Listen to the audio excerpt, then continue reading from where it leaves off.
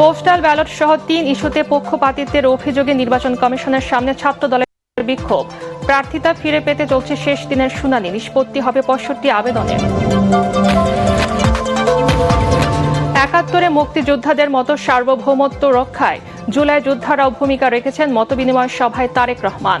ক্ষমতায় গেলে তাদের সহায়তায় আলাদা বিভাগ গঠনের প্রতিশ্রুতি। সন্ধ্যায় প্রধান উপদেষ্টার সাথে জামাতের আমিরের নেতৃত্বে ৪ সদস্যের প্রতিনিধি দলের বৈঠক। আলোচনা হতে পারে নির্বাচন সহ সমসাময়িক ইস্যুতে।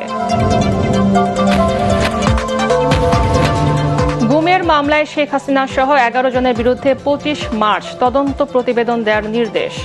জুলাই অভ্যুত্থানের মামলায় তাপস সহ ২৮ জনের অভিযোগ আমলে নিয়েছে ট্রাইব্যুনাল।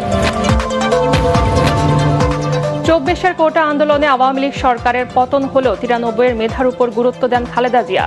ইউজিসির চেয়ারম্যান এস.এম.এ ফয়েজ।